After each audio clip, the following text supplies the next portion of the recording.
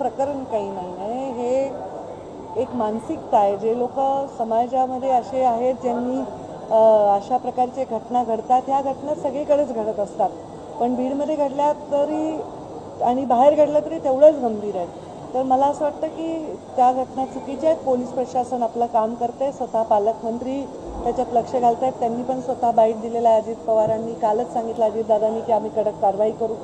आत्ता माझ्याही एका विस्तारकाची अत्यंत निर्घृणपणे हत्या झाली, आगे नाव आहे त्यांचं.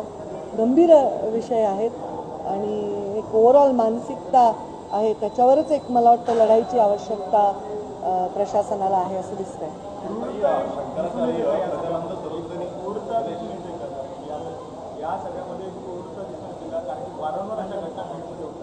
एका महिलेला मारहाण झाली, त्याच्यानंतर परत तुम्ही सांगितलं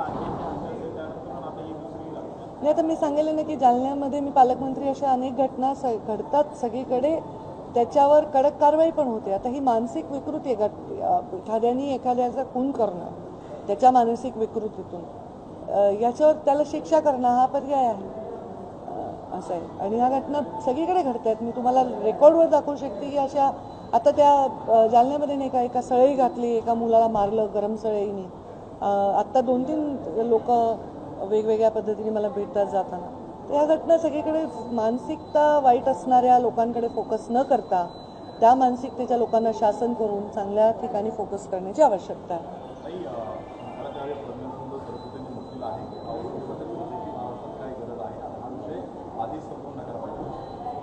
मी त्यांचं काही स्टेटमेंट ऐकलं नाही आणि मी अशा कुठल्याही गोष्टीवर भाष्य करणार नाही.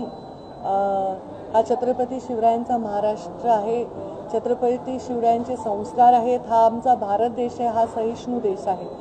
चांगल्या लोकांची आठवण जशी आपण सन्मानाने करतो, तशा काही वाईट आठवणी पण आपल्या जीवनामध्ये असू शकतात. की साहजिक आहे, आमच्या धर्मवीर संभाजीराजेंचा छळ परत एकदा लोकांच्या समोर, त्या जसं आम्ही लहानपणी छावा वाचला होता तर असं रडू व्हायचं मला ते वाचताना, तसंच त्या सिनेमा बघितला तेव्हा रडू आलं.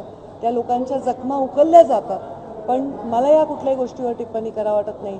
सगळ्यात महत्त्वाचं आहे, जगतायत ते शिवरायांचे संस्कार आहेत, धर्मवीर संभाजीराजेंचे